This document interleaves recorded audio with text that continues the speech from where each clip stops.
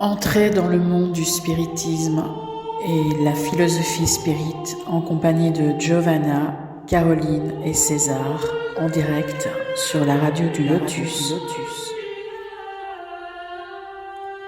Bonsoir à tous, bienvenue sur la radio du Lotus en live comme chaque mercredi. Nous en sommes déjà à notre 42e émission d'études de doctrine spirit et oui, le temps passe très très vite.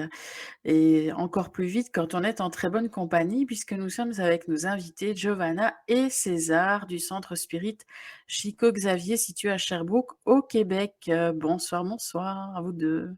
Allô, bonsoir tout le monde. Bonsoir Caro, bonsoir à tout le Bonsoir. monde, bonsoir les amis. Alors, je suis aussi également avec mon binôme, Michael. Bonsoir Caro, bonsoir à tous, bonsoir à Giovanna, Bonsoir. César et tout le monde, voilà. Bonsoir Michael. Et notre fidèle participant, Daniel. Bonsoir à tous. Bonsoir Daniel. Bonsoir. Alors, ce soir, le thème de l'émission s'appelle les conséquences de nos conceptions. Et nous lirons un extrait de l'Évangile selon le spiritisme, le suicide et la folie. Alors, on verra que les différences entre les idées spirites et les idées matérialistes sont assez opposées et que cela influence la façon aussi, entre autres, d'envisager ce qui se passe après la mort et le néant pour les matérialistes et l'espoir et le courage pour les spirites. Nous allons parler de tout ça avec nos invités que vous pouvez retrouver sur la page Facebook, le Centre Chico Xavier, sur YouTube aussi et sur le site chicoxavier.ca. Je crois que j'ai tout dit, hein, Giovanna? Oui, merci Caro, c'est parfait. Voilà. Et donc, si vous avez des questions ou des témoignages, eh bien, n'hésitez pas, contact@laradiodulotus.fr. Voilà. Eh bien, nous pouvons commencer. Merci Caro. Merci. Super. Je pense qu'on pourrait commencer par les petits extraits de l'Évangile. Donc, Ça va nous mettre dans... Oui, Caro a déjà fait une petite introduction, donc on pourrait commencer avec la lecture. D'accord. Donc, c'est chapitre 5, extrait de l'Évangile selon le spiritisme, le suicide et la folie. L'incrédulité, le simple doute sur l'avenir, les idées matérialistes en un mot sont les plus grands excitants au suicide. Elles donnent la lâcheté morale. Et quand on voit des hommes de science s'appuyer sur l'autorité de leur savoir pour s'efforcer de prouver à leurs auditeurs ou à leurs lecteurs qui n'ont rien à attendre après la mort, n'est-ce pas les amener à cette conséquence que s'ils sont malheureux, ils n'ont rien de mieux à faire que de se tuer? Que pourrait-il leur dire pour les en détourner? Quelle compensation peuvent-ils leur offrir? Quelle espérance peuvent-ils leur donner? Rien d'autre chose que le néant, d'où il faut conclure que si le néant est le seul remède héroïque, la seule perspective, mieux vaut y tomber tout de suite que plus tard et souffrir ainsi moins longtemps. La propagation des idées matérialistes est donc le poison qui inocule chez un grand nombre la pensée du suicide, et ceux qui s'en font les apôtres assument sur eux une terrible responsabilité. Avec le spiritisme, le doute n'étant plus permis, l'aspect de la vie change. Le croyant se prolonge indéfiniment au-delà de la tombe, mais dans de toutes autres conditions. De là, la patience et la résignation qui détournent tout naturellement de la pensée du suicide. De là, en un mot, le courage moral. Voilà. Merci Merci, beaucoup, Caro. Merci. Merci. C'est vraiment là, et on a un petit texte de l'Évangile selon le spiritisme. Et ce qu'on propose aujourd'hui, c'est en fait une réflexion sur quelles sont les retombées, les conséquences de nos croyances et comment ces croyances-là peuvent affecter les différents domaines de notre vie. Donc, évidemment, dans ce chapitre de l'Évangile, Allan Kardec nous propose une réflexion sur la question du suicide. Et à son époque, j'ai j'ai remarqué ça dans plusieurs de ces textes. Et Kardec avait toujours une inquiétude par rapport à la question du matérialisme, des idées matérialistes. Assez souvent, les gens lui posaient la question, mais que fait-on des catholiques, que fait-on des protestants, des juifs, des musulmans? Et Kardec disait toujours, mais pourquoi s'inquiéter de ceux qui ont déjà une croyance, qui croient à Dieu, qui croient à l'immortalité? Ces gens-là ont déjà tout ce qu'il faut. Donc, pas besoin qu'ils deviennent spirites. Ils peuvent connaître le spiritisme et continuer d'être ce qu'ils sont. Donc, ils ne s'inquiétaient pas beaucoup de convertir les gens, mais ils disaient, je m'inquiète plutôt de ceux qui n'ont aucune croyance, qui croient que la vie n'est que la matière, qu'après la mort, il n'y a rien, que l'être humain n'est qu'un ensemble de molécules et des atomes qui vont s'éparpiller dans la nature après. Donc, il était très inquiet des conséquences de ces idées matérialistes et disons qu'à son époque, ça commençait à devenir quelque chose de très présent en Europe et surtout en France. Donc, à ce moment-là, on voit dans l'Évangile selon le spiritisme et dans tous les textes cette inquiétude-là, cette préoccupation de faire ressortir les conséquences des idées spirites par rapport aux idées matérialistes. Donc, je crois que nous vivons présentement dans un moment assez particulier parce qu'on a comme une dilution des croyances. On ne sait jamais à quoi la personne croit. Mais l'importance de réfléchir sur ça, c'est que concrètement, comme on verra par après dans le deuxième texte, ce qu'on croit peut jouer un rôle fondamental sur notre vie. Comment nous allons, mettons, vivre, réagir à la douleur. Dans les textes, mettons, de l'Évangile, Allan Kardec va dire, bon, mais c'est comment demander la patience, la résignation à quelqu'un qui croit qu'il n'est rien qu'un corps. Donc, à ce moment-là, les prophètes, là, les grands philosophes du matérialisme, tout ce qu'ils nous disent, avec un grand cynisme d'ailleurs, c'est mais vous pouvez vous tuer parce que bon, ça va finir. Il y en a même, c'est à qui on va demander, mais pourquoi tu ne te tues pas toi-même? Hein? Il va dire, bon, il faut que quelqu'un vous enseigne quoi faire. Donc, les remèdes, c'est pour les autres. Et on ne voit pas des gens qui plaident le matérialisme et l'absence de Dieu et de l'immortalité de l'homme, mettre fin à leur vie parce qu'ils bon, ils vont rester là jusqu'au dernier souffle. Mais les conséquences sont graves parce que si on a de la douleur, si on a de la souffrance, qu'est-ce qui nous en reste sinon le suicide? Donc, les conséquences de tout ça commencent à se présenter. L'avortement généralisé, c'est une des conséquences parce que s'il n'y a pas une âme, si c'est mon confort qui compte, si c'est mon bien-être, mes plaisirs, parce que je ne pense pas qu'on peut parler de bien-être dans ces cas, mais mon plaisir de continuer à faire ce que je veux sans être dérangé par une grossesse de 9 mois ou après avec un enfant qui va occuper mon temps et m'inquiéter. Si il nous en reste que cette conception, on voit là que si généralise l'avortement, l'aide médicale à mourir devient de plus en plus une demande. On voit des cas là comme, mettons, des jeunes, comme je vis ici au Québec, et à un moment donné, à la télé, un jeune gars là, de 30 ans qui voulait de l'aide pour mourir parce qu'il était cyclotimique. Il éprouvait beaucoup de souffrance émotionnelle à cause de ça. Donc, ça commence à être compliqué parce que c'est certain que cette personne a une conception de la vie, de soi-même et de la destinée humaine qui est rien, qui est un ensemble de molécules, qui tant qu'on peut en profiter pour avoir du plaisir, c'est bien. Si on ne peut plus, ben, on met fin à nos jours et c'est fini la souffrance.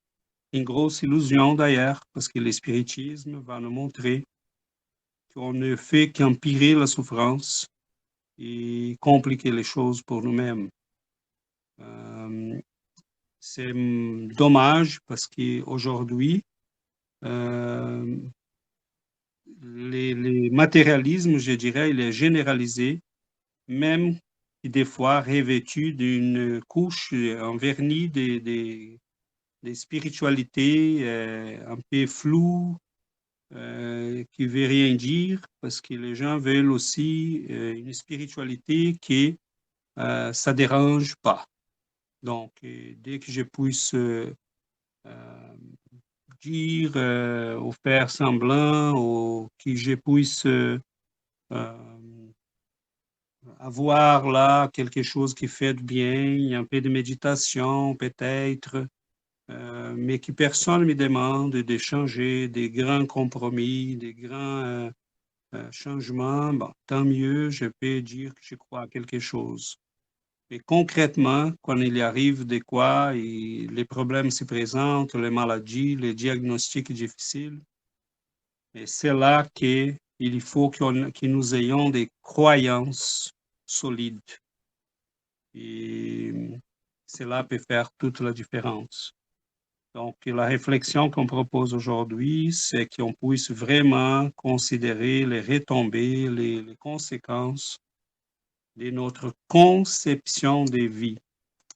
Nous avons quelle conception des vies? Quelle est notre perception sur nous-mêmes, sur l'être humain, sur notre destinée, sur la douleur, sur la souffrance? Quelle serait notre réaction à tout ça? Évidemment que ces réactions dépendent directement de nos croyances. Donc, les gens disent, oh, c'est pas si important que ça, mais oui, c'est important. Est-ce que je dois procéder à la euthanasie de quelqu'un que j'aime parce qu'il est en souffrance, ou je dois attendre? Est-ce que l'avortement, n'a pas de conséquences parce que, bon, c'est qu'un ensemble de molécules? Est-ce que les suicides, c'est la solution la plus évidente dans un monde qui n'a rien d'autre que la matière et quelques lois de la physique, de la biologie, de la chimie qui guident ces corps et qui vont tout simplement les détruire sans rien laisser de traces? Donc, la réflexion est assez sérieuse, assez profonde, et ça implique vraiment tous les aspects de notre vie. Pas seulement nous, mais comment on va éduquer nos enfants, mettons. Quelle est l'éducation qu'on envisage pour nos enfants, pour la société? Est-ce qu'on s'en va de plus en plus vers une conception athéiste, matérialiste, ou avec un spiritualisme individualisé qui ça va fitter au goût de chacun et qui n'implique pas vraiment des grosses responsabilités, des changements et des compromis? Donc, je crois qu'on a là le spiritisme, dès qu'il est apparu, il a soulevé cet ensemble de questions et il nous a montré qu'il y a quelque chose à considérer sérieusement. Kardec, il s'y inquiétait beaucoup des conceptions matérialistes. Il y avait des suicides de gens là qu'il connaissait dans son milieu social. Et c'est là, c'était vraiment une des choses qui les choquait vraiment beaucoup parce que d'après les communications spirites, d'après toutes les médiums, d'après toute la littérature, d'après tous ces milliers d'années des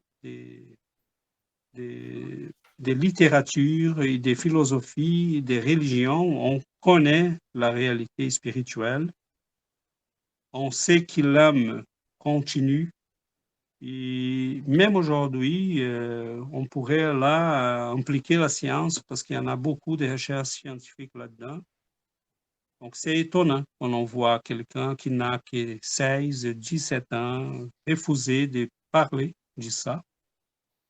Des fois, présenter des convictions qui sont basées sur absolument rien que l'éducation, ou je dirais plutôt les manques d'éducation qu'ils ont reçus à la maison et à l'école. Parce qu'une éducation qui nous apprenne à calculer, à faire des liaisons chimiques, à apprendre par cœur tous les organes du corps et tous les muscles, mais ne nous apprend pas qu'est-ce que nous sommes et pourquoi nous sommes là. Bon, il y a là quelque chose qui manque dans cette éducation. Donc, je crois que nous avons une réflexion là assez considérable. Donc, je vous laisse la parole parce que je ne vais pas occuper là tout le temps. Ah, moi, j'avais une question. Alors, enfin, c'est un peu contradictoire, hein, mais dans la religion musulmane, ils condamnent le suicide. Et pourquoi ils font des attentats suicides, en fait? Parce que c'est au nom d'Allah qu'ils font ça, donc c'est complètement à l'opposé. Oui, c'est contradictoire et en fait, c'est basé sur la promesse qu'il y en a dans les courants qui, si on donne la vie pour la cause, on va se trouver au paradis. Donc, en fait, c'est un suicide et un assassinat, hein. On ne peut pas oublier l'autre côté de la monnaie. Oui, ça aussi, Donc, oui. si on lit comme il faut les livres, bon, une chose, c'est donner la vie en faisant un sacrifice de soi-même pour amour aux autres. Allan Kardec va travailler ça dans le livre des esprits. Non, d'ailleurs, c'est dans les questions 29, 30, 31, si je ne me trompe pas, dans ces chapitres même que nous sommes en train d'étudier. Il va parler des gens qui vont à la guerre, mettons, qui vont s'inscrire à la guerre parce qu'ils ont les dégoûts de la vie, sont en dépression. Ils n'utilisaient pas ces mots-là, ils disaient qu'ils sont dégoûtés de la vie. Mais je pense que c'est exactement ça, c'est la dépression, et qui sont malheureux, qui sont angoissés, et qui vont s'y lancer dans des choses qui peuvent les faire mourir et pour s'échapper à la vie. Donc, et dans ces textes-là, Allan Kardec va dire, c'est différent de la personne qui va à la guerre vraiment pour protéger les siens, ou qui va s'y inscrire comme pompier pour protéger les gens et non pour s'y mettre dans les dangers et s'y faire tuer. Ou des policiers qui vont vraiment être des policiers pour protéger la population, les siens, et pas pour s'y mettre dans des conditions qu'ils peuvent se faire tuer. Et je crois que dans les cas des attentats suicides, ça tombe dans la même chose. Ce sont des gens qui, des fois, sont dégoûtés de la vie. Ils veulent en profiter de sa mort pour faire des échanges avec Dieu. Et malheureusement, sont manipulés par des gens assez ardileuses, on dit, je pense. Oui. Et voilà, donc, qui en profitent de ces dégoûts de la vie, de ces fausses croyances pour les amener à faire de ces gens-là un usage politique. Et c'est dommage parce qu'ils sont aussi co-responsables. D'ailleurs, ça ressort aussi dans les textes de Kardec que tu viens de lire, Caro, que les gens qui propagent ces croyances ou qui les utilisent sont aussi responsables. Donc, les Richard Dawkins et d'autres qui se promènent sur toute la planète pour dire Dieu n'existe pas. D'ailleurs, c'est d'une arrogance extraordinaire parce que c'est comme s'ils avaient la preuve de ça. Et nous Seigneur, hein, c'est vraiment, je peux croire à Dieu, mais je ne dirais pas à une personne, j'ai les preuves que Dieu existe. J'ai, oui, des arguments, mais s'y promener sur la planète pour dire aux gens, Dieu n'existe pas, l'immortalité, c'est une illusion, sans jamais avoir consulté même un livre sur les sujets, parce que c'est ce qui ressort de ces textes. J'ai lu là ces livres qu'il a écrits sur Dieu, mettons, des God Delusion.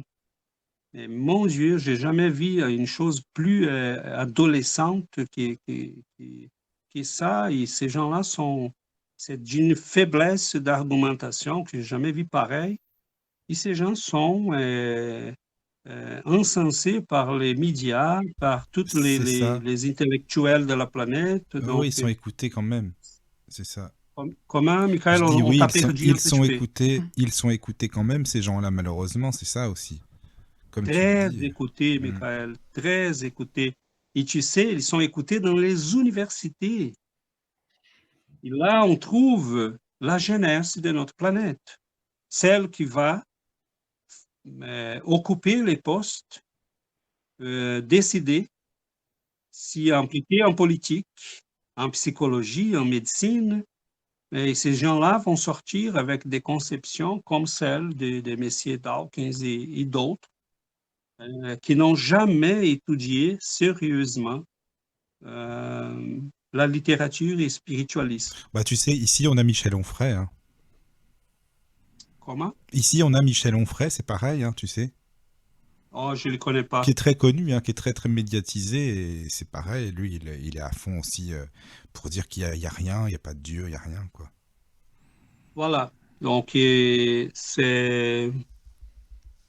très triste tout ça parce qu'ils prennent sur eux une responsabilité qui va revenir plus tard. Donc, on amène les gens. Est-ce qu'ils ont déjà pensé que ces virus-là, ils sont en train d'y insérer dans la tête, dans l'âme de la jeunesse, peuvent amener ces gens au suicide plus tard? C'est sérieux, ça. Hein? Donc, je crois que c'est Pascal, il y avait un ami qui, à un moment donné, lui a dit, mais comment ça, tu étais avec nous, tu aimais jouer aux cartes, au dé, et on s'amusait, et là, bon, c'est que tu commences avec ces trucs de religion, et comment tu peux être certain que Dieu existe? Il a donné une réponse, une des plus intelligentes. Il a dit, écoute, je crois qu'il existe. J'ai mes raisons pour ça. Mais si il n'existait pas, c'est mieux de vivre comme si il existait. Ça nous fait plus bien que mal. Et à la fin, si je suis capable de vivre comme s'il était là, je peux avoir, je peux vivre une belle vie, faire le bien, aider les gens, m'aider moi-même. Je n'ai rien à perdre. Donc, Allan Kardec va baser la question des dieux. L'immortalité, pour moi, c'est presque pas discutable. Les gens qui doutent aujourd'hui de l'immortalité, désolé, sont vraiment en retard de quelques siècles parce que tout est disponible, les livres sont nombreux, les preuves sont très abondantes. L'immortalité, à mon avis, c'est vraiment, ça suffit de commencer à C'est lire vrai. même la science. Il suffit ça, de hein. s'y pencher d'ailleurs, hein, tout simplement. Exactement. Même, Daniel, les cas qu'on parlait, on s'en parle des fois sur les morts imminentes. On n'a pas besoin même de la religion pour croire à l'immortalité. Ah, pas tout à fait. Ah oui, oui. Voilà, c'est pas une question religieuse. Absolument. Et Dieu, bon, OK, là, on est dans un territoire qui est encore à explorer. Mais là, on peut tout simplement dire, OK, là, on peut aller, mais comme on veut, on peut prendre le temps, mais les gens refusent des fois sans avoir rien lu. C'est ce qui m'a fait. Comment? Ah, oui, pardonne-moi de te couper. Non, ce qui m'a fait justement confirmer la chose, c'est que en étant comment dirais-je, dans les domaines des NDE, tu vois, avoir connu des personnes qui ont été concernées, etc. Donc là, de ce côté-là, après, je n'ai plus eu de doute en quelque sorte, tu vois. Voilà. Donc, on peut aller à côté chez les voisins et on va peut-être trouver quelqu'un qui a vécu une expérience comme celle-là et qui va nous dire, écoutez, j'ai aucune inquiétude de ce que les gens vont dire. Moi, j'ai l'ai vécu. Ils sont des milliers, heureusement, aujourd'hui, on a Internet, on a des livres, on a la télé, on a des documentaires. Et tout cela est raconté par des gens qui n'ont rien à gagner avec ça. Donc, qui vont même s'exposer, exposer devant les autres et qui vont des fois être critiqués pour ça. Ah oui, ah oui. Mais qui, par une question d'honnêteté, vont dire, voilà, je ne peux pas me cacher. Il y en a des gens qui ont passé 20 ans sans rien dire parce C'est vrai. qu'il n'y avait pas des oreilles disponibles pour les écouter. Donc, Même dans le aujourd'hui, milieu, comment dirais-je, hospitalier, etc. voilà, hein, voilà. et d'autres, Aujourd'hui, comment... on Oui, commence oui, à ça être commence. plus Oui, oui. éveillé, on commence à écouter, on commence à publier des livres. D'ailleurs, il y en a celui qui sont publiés par les IANDIS. C'est un gros acronyme là, mais c'est une association. Il y en a la IANDIS France aussi. Oui, là, Euh, j'avais été chercher les thèses de doctorat, il me semble. Hein. Donc, Voilà, il y en a des ouais. thèses de doctorat, il y en a des documentaires, il y en a. C'est très documenté. Donc, qui on soit matérialiste aujourd'hui, c'est vraiment par paresse. Et Ouais. sauf que cette paresse-là peut avoir des conséquences dramatiques, parce que si nous sommes une âme et la vie continue, ici, selon ce qui nous apprend le spiritisme, nous répondons de nos actes contre même notre corps. Mais c'est certain qu'on doit y réfléchir et penser à qu'est-ce qu'on fait de notre vie, de notre corps, de nos enfants, des temps qui nous est donné par la vie, par Dieu. Donc, c'est vraiment sérieux parce que j'ai jamais vu autant d'épreuves disponibles et autant de gens désintéressés à chercher, à étudier. On veut que les choses se passent comme on a dans notre tête, hein, comme on croit dans notre tête. Oh, si peut-être un esprit pouvait apparaître devant moi, mais il peut. Mais ça ne sert à rien parce qu'on ne va pas comprendre, parce que c'est l'étude qui nous donne la possibilité de comprendre les phénomènes.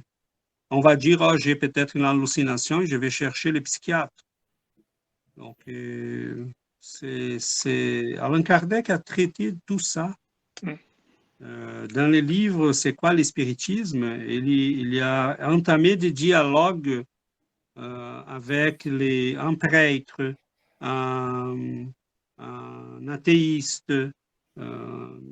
Il a simulé là, à partir des questions qu'il recevait, des dialogues avec ces différents milieux de la culture, de la société, de la religion et des sciences, pour montrer que le spiritisme, il nous amène à une conception de vie, mon Dieu, que c'est beaucoup plus rassurante, qui nous donne l'envie de vivre, de bien vivre, d'aimer, de travailler, d'étudier. Tout ce qu'on fait, ça nous revient. Donc, la vie est... Tout ce qu'on apprend nous appartient. C'est ça, rien n'est perdu. Rien n'est perdu. Donc, c'est d'une urgence, une grande urgence qu'on parle de ces sujets-là, parce que si on n'apprend pas à l'école, il faut qu'on apprenne quelque part. Je suis ici avec l'introduction du livre Les problèmes de l'être et de la destinée de Léon Denis. Dans l'introduction, il parle exactement de ce qu'on vient de dire. Hein. Il parle que c'est une constatation douloureuse ce qu'on fait. Parce que si on se rend compte que dans les écoles, même dans les universités, Et on apprend beaucoup de choses. On apprend beaucoup des choses qu'on peut appeler des superflus parce que moi, comme enseignante, des fois, les étudiants vont me demander, mais pourquoi je dois apprendre ça? Mais où est-ce qu'il va être utile ce qu'on fait aujourd'hui? Où est-ce que ça va m'être utile apprendre la trigonométrie ou la géométrie, quelque chose comme ça, n'importe quoi, mais des fois, les étudiants vont apprendre et ils vont l'utiliser, mais d'autres fois, non. Mais apprendre sur la vie, apprendre qu'est-ce qu'on fait ici, pourquoi on est ici, quel est l'objectif de la vie. Ça, c'est essentiel. On va l'utiliser pour toute la vie, les connaissances spirituelles. Donc, c'est quelque chose qu'on va garder avec nous et qu'on va s'en servir pendant toute notre vie. Donc, il faut avoir un espace pour que les enfants commencent dès l'enfance à apprendre sur les spiritualités, sur l'immortalité de l'âme, sur l'éternité, que nous sommes éternels, et pourquoi, quelle est la raison d'être ici en vie. Donc, les conséquences du suicide, les conséquences de nos actes. Donc, ce sont des connaissances qui vont changer notre façon de vivre et on va garder pour toute la vie. Il va nous permettre de s'améliorer. Et c'est ça l'objectif. Donc, si on n'apprend pas à l'école, si on ne peut pas changer les professeurs tout de suite, mais on peut le faire à la maison. Donc, il faut que les parents qui ont des petits-enfants qui sont en train de grandir, il faut parler de ça à la maison à leurs enfants parce que personne, on ne peut pas laisser ça à l'école parce qu'à l'école, on n'apprend pas. Donc, C'est interdit d'ailleurs. oui, c'est très urgent, là. C'est un sujet très important et d'une grande urgence parce qu'on on voit de plus en plus de gens malades, des gens angoissés, en dépression, le nombre de suicides qui augmente, le nombre des gens qui sont désespérés augmente. Hospitalisés Oui, des jeunes qui ne trouvent pas l'essence de la vie, ils sont toujours découragés, ils n'ont pas la force et l'énergie pour étudier, pour devenir une personne meilleure. Donc, c'est très compliqué. Les conséquences sont vastes, les conséquences des conceptions matérialistes. Et on voit de plus en plus dans notre société. C'est les plaisirs à n'importe quel prix. Et on va passer des années à chercher du plaisir. On va utiliser des drogues, on va consommer, l'alcool est partout. Et on va utiliser des drogues pour potentialiser notre capacité d'avoir du plaisir. Et c'est comme ça. Et on passe la vie assis. Je voyais récemment, je parlais à un ami qui connaît un messier là, qui a là son 75 presque, et qui vient de s'acheter une belle auto qui était un rêve d'enfance là, de sa jeunesse. Et sa plus grosse préoccupation cette semaine-là, c'est d'aller acheter un escapement là, les trucs là qui sortent la fumée, j'ai oublié le nom en français. Le pot d'échappement? Oui, un pot d'échappement. C'est ça, oui. Ah, l'échappement, c'est Oui, c'est ça. exactement ça. Et il était en doute s'il achetait un des $1,000 ou un autre des 4 000. Et si les banques, ils devraient les mettre en cuir rouge ou jaune. Donc, je me suis dit 75 ans et c'est ça ta préoccupation. OK. Donc, c'est ça. On cherche le plaisir jusqu'à la dernière minute. Et jamais on regarde la vie en face. Et de l'autre côté, on voit des jeunes mamans, comme nous connaissons, qui ont des enfants malades, qui viennent à ce monde avec des syndromes. Qu'est-ce qu'on va faire? Heureusement, ces mamans-là sont spirites. Mais qu'est-ce qu'on va faire d'ici quelques années si on continue avec nos conceptions? Oh, l'enfant a un syndrome, on pourrait le tuer peut-être. parce qu'il va avoir de la souffrance, donc on pourrait le tuer. Et là, Messier Hitler a gagné la guerre parce qu'on fait tout ce qu'il nous disait de faire. Oui, j'utilise des mots très durs, mais c'est la vérité. Si on continue comme on est présentement, bientôt, il y aura les droits à vivre seulement ceux qui sont en pleine santé, jeunes, beaux, riches, parce que tous les restants, bon, on a de la souffrance, c'est mieux de s'y tuer. Donc, c'est quoi ça? Est-ce que c'est ça? Nous sommes rendus à ce genre de stupidités collectives. C'est sérieux, ça. Et Allan Kardec, je pense que c'est un de ces génies qui va être reconnu d'ici quelques siècles. Les gens vont dire, mais vous aviez là tous, tout était expliqué, pourquoi vous avez pris tant de temps? Parce que les preuves sont nombreuses, la vie continue.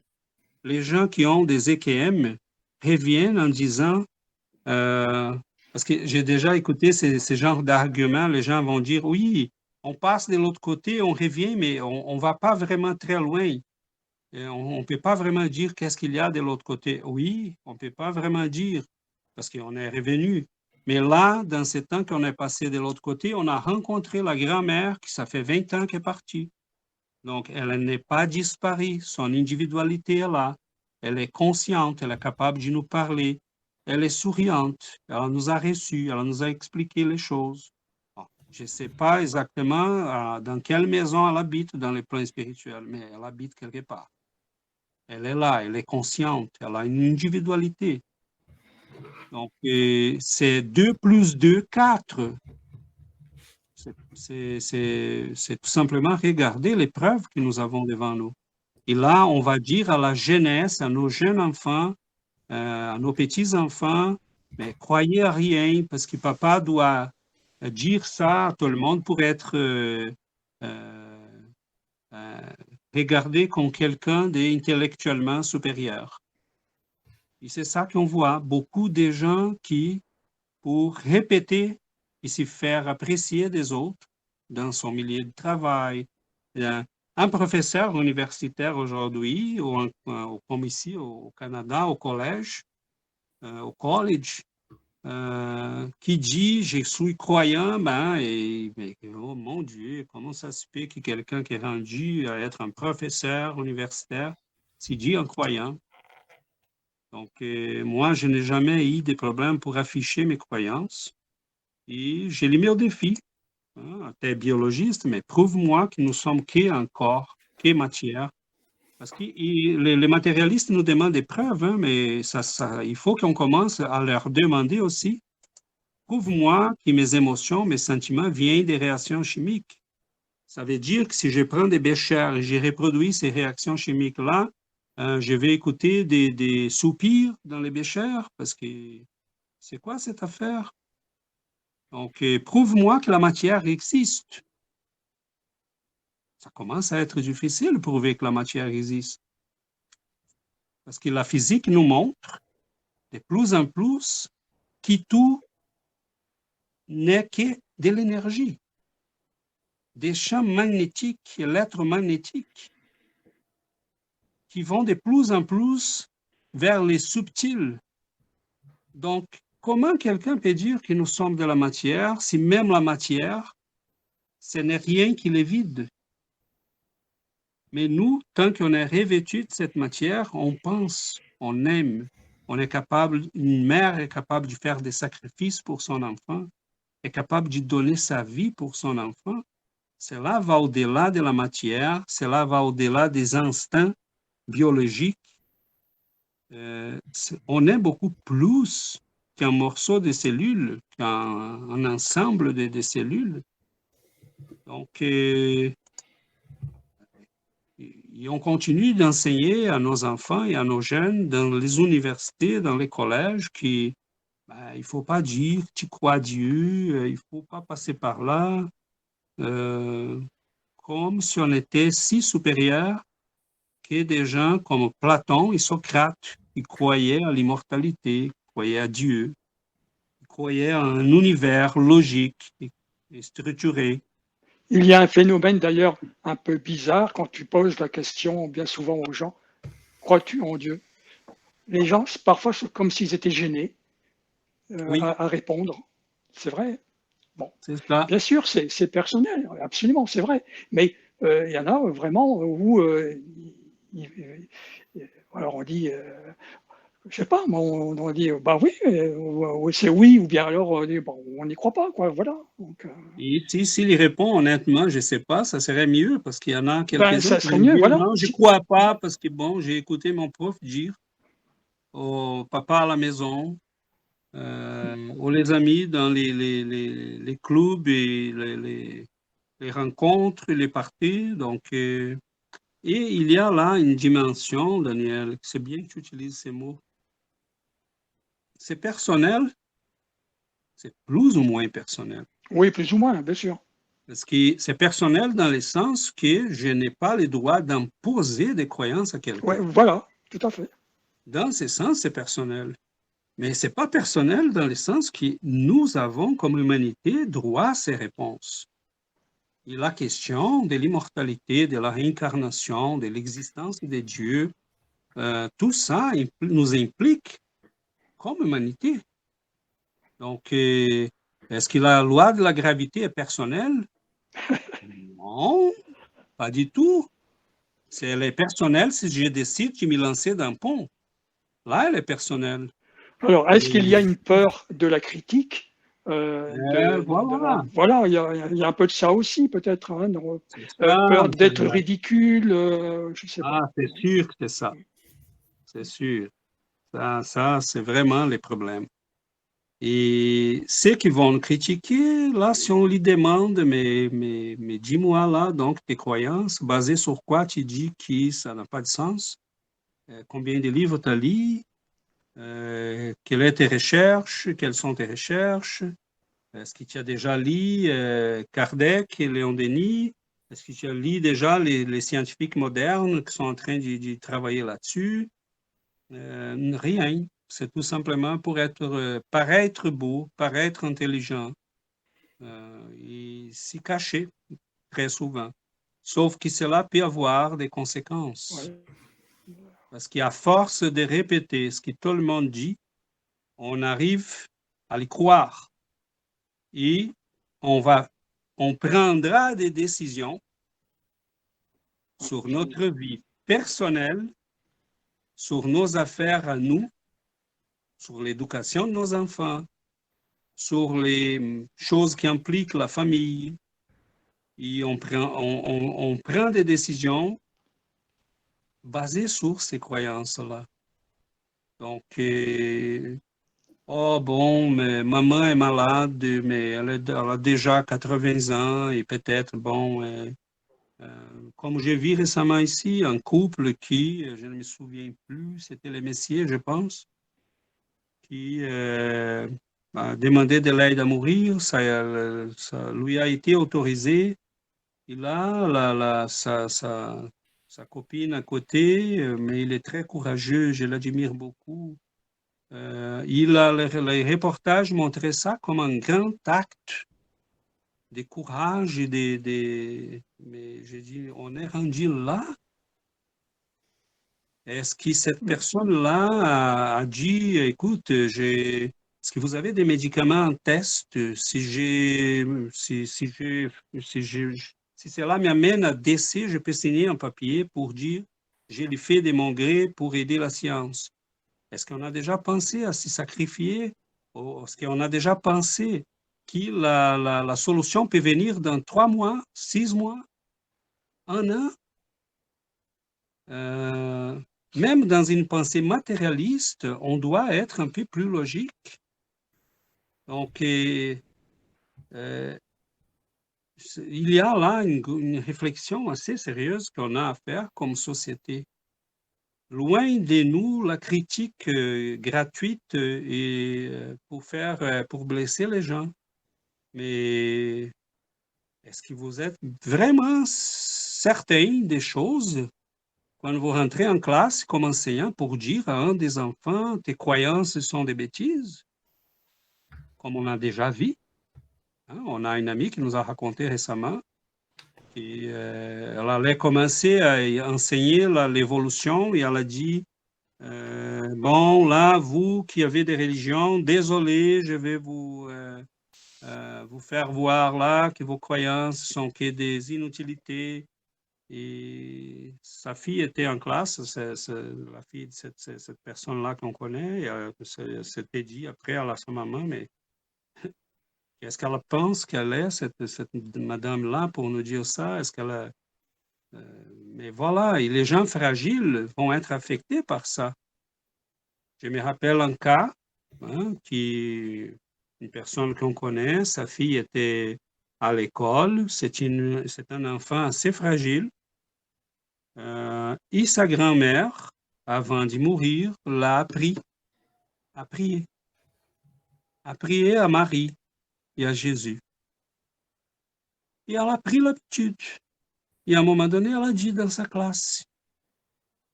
Et ses amis en classe. Et là, ils sont partis à rire. Et il y en a un ou deux qui a dit, ouais, ça, c'est rien. Jésus n'existe pas, Marie n'existe pas. Et là, elle a revenu à la maison. Et elle a dit ça à sa maman. Et sa maman la regarde et dit rien. On voyait là un enfant qui demandait de l'aide psychologique. Aide-moi, maman, parce que je crois ça. Ma grand-mère m'a appris ça. Ça se peut pas que soit... Tout ça, c'est faux. Elle n'avait pas des mots pour dire ça, mais son attitude était ça. Donc, j'ai regardé, j'ai dit, est-ce que tes amis ont lu combien de livres, mon enfant, pour te dire ça? Est-ce qu'ils savent où Jésus est né? Est-ce qu'ils savent qu'il y a des registres sur la vie de Marie? Est-ce qu'ils savent, ils sont déjà au courant, ils ont déjà lu que tous les gens qui connaissaient Jésus ont laissé des écrits? Et elle ne comprenait pas vraiment, mais je ne parlais pas à l'enfant, je parlais à la mère,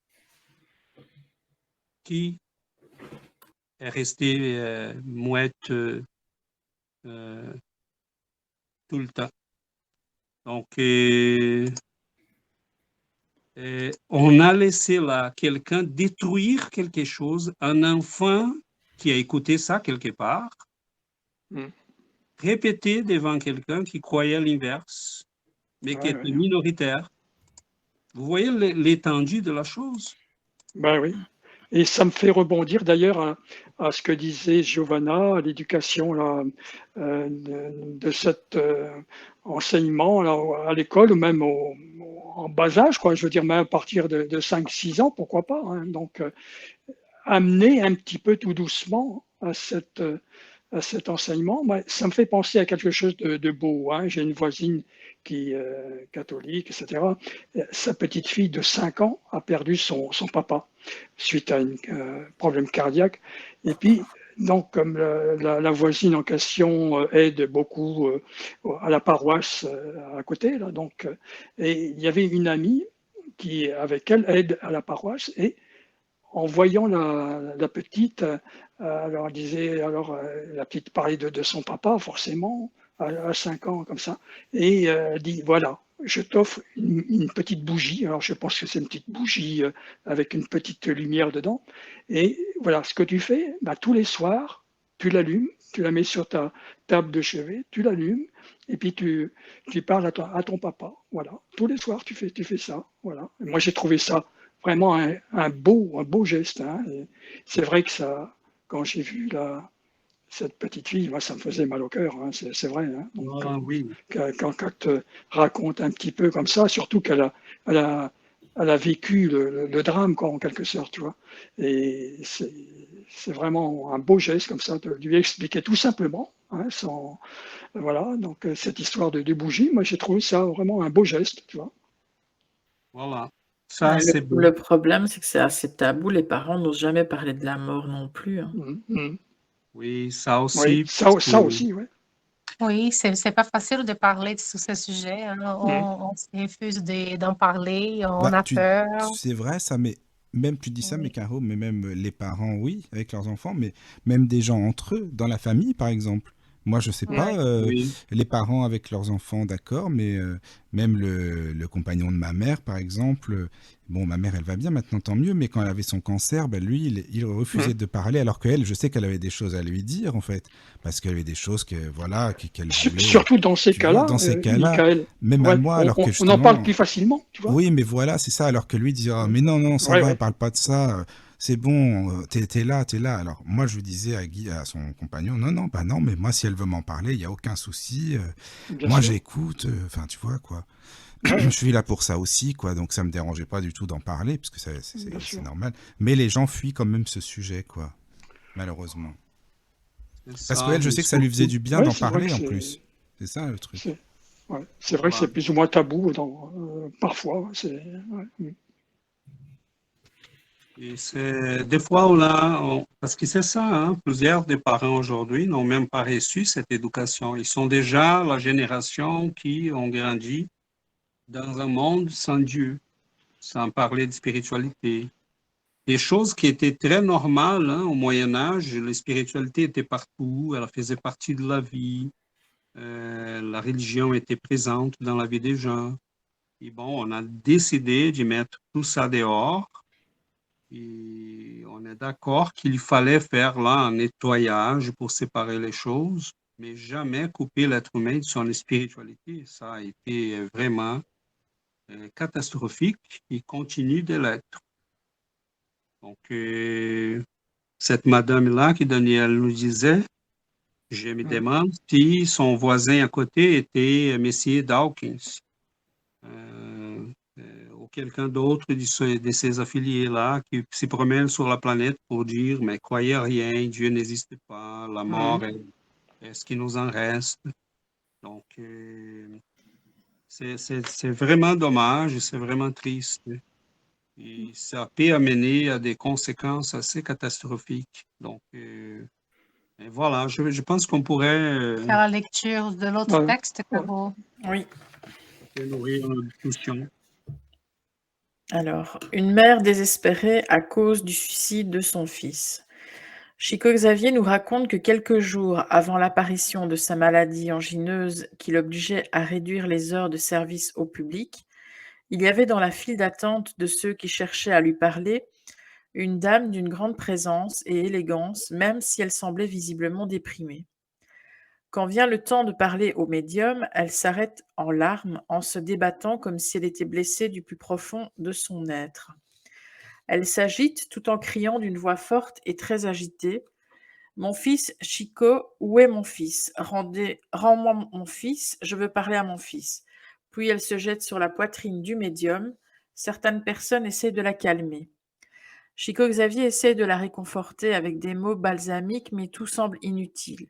Cette douleur de l'âme continue dans une croissance illimitée, comme une mer d'eau qui perce un immense barrage.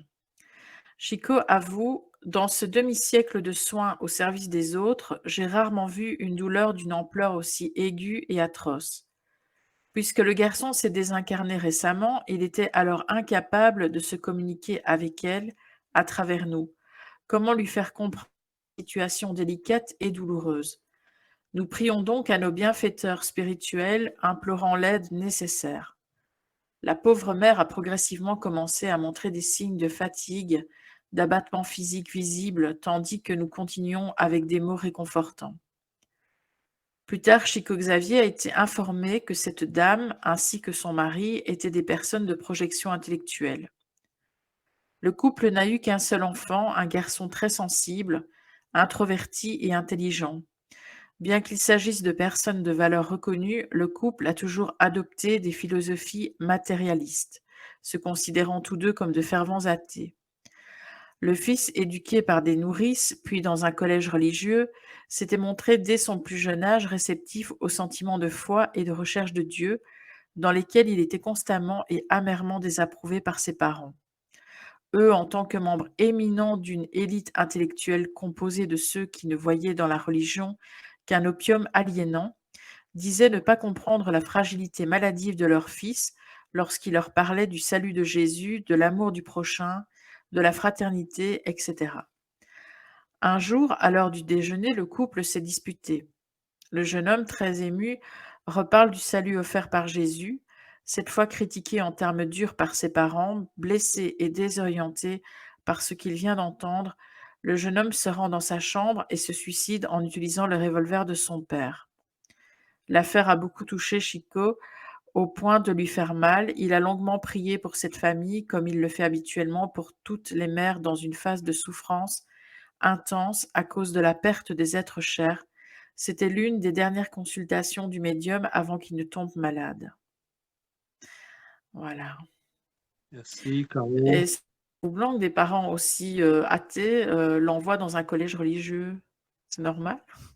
Et c'est ça, c'est intéressant, mais c'est très facile à comprendre. On est là, ce message est écrit en 1977. Et c'est pas un message, c'est un journaliste, Fernando Worm. Et au Brésil, comme ici, ou en Europe, j'imagine aussi, les collèges religieux, mettons, les collèges Dom Bosco, mettons, sont très reconnus par la qualité de leur enseignement. Donc, en général, les familles riches vont envoyer dans des collèges privés et dans les années 60, 70, les collèges les plus reconnus étaient des collèges catholiques au Brésil. Donc, c'était un petit peu le cas quand même en France. Hein. Il y a quand même pas mal de collèges, les familles d'une certaine comment dirais-je, noblesse, entre guillemets. C'est vrai qu'il préférait les envoyer, les faire aller dans les lycées, collèges privés, hein, effectivement. Voilà.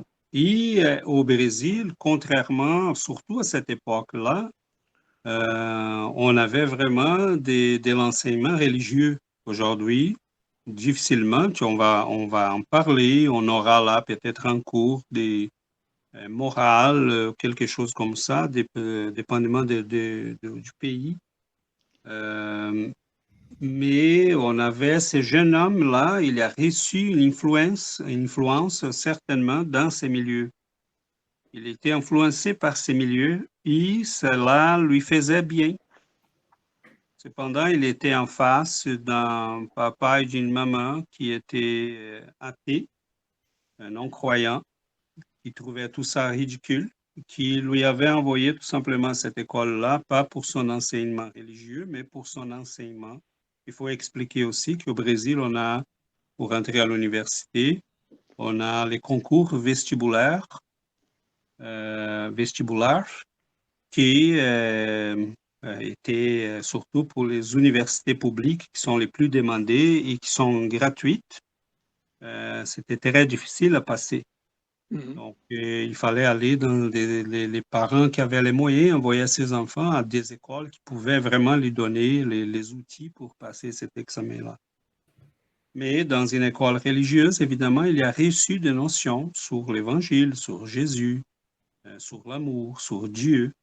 Et il essayait d'échanger avec ses parents qui n'étaient pas vraiment à l'auteur, qui trouvaient tout ça n'importe quoi. Et c'est là que je disais que les conséquences peuvent être drastiques parce que là, si on a quelqu'un, un homme fragile, on ne peut pas supposer que nos enfants sont comme nous parce qu'ils sont nés biologiquement de nous. Hein, le livre des esprits nous dit on donne naissance au corps, pas à l'homme. Et cet homme-là, elle a déjà vécu, elle a des besoins particuliers. Elle vient à la quête, à la recherche de certaines choses qui lui sont propres. Et ces couples-là étaient des gens très cultivés, très connus, intellectuellement capables, reconnus, mais qui ont été complètement bouleversés par l'attitude de son enfant. Il ne s'attendait certainement pas à ce genre de choses. Il ne voulait pas faire mal à son enfant, c'est certain. Mais ils n'ont jamais pris le temps de l'écouter. Ils décidirent peut-être, nous nous trompons, nous autres, pas vous. Donc, c'est là les cas qui, ça illustre tellement bien ça parce que ça arrive de plus en plus des gens qui sont dans des milieux intellectuellement privilégiés vont avoir une attitude tout simplement de refus. Ils ne veulent pas en parler, ils ne veulent même pas considérer l'option. Même qui au Brésil, je dirais, c'est pas vrai nécessairement partout. Il y a des gens dans toutes les universités qui sont spirites, qui ne sont pas spirites concrètement, de fréquenter d'aller au centre spirit et tout ça, ont déjà lu des livres, ont déjà vu des films et apprécient ça. La quantité de spirites au Brésil, c'est déclaré, c'est autour de 4 millions pour un pays de 200 millions. Mais quand on dit est-ce que vous croyez à la réincarnation, 57%, 60% de la population vont dire que oui.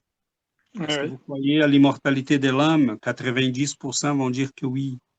Donc, est-ce que vous connaissez Chico Xavier? 100% presque vont dire que oui. Oui, bien sûr. Donc, oui, c'est vrai. Il est Ouais, ouais. vraiment, il a été élu les Brésiliens du siècle. Donc, c'est pas rien.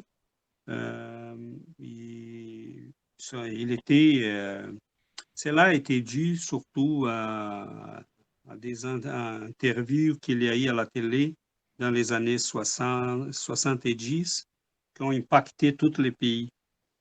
Et c'est à ce moment-là, ça s'appelait Pinga Fogo, né? Ce sont des émissions télé très connues à l'époque, dans les années 70.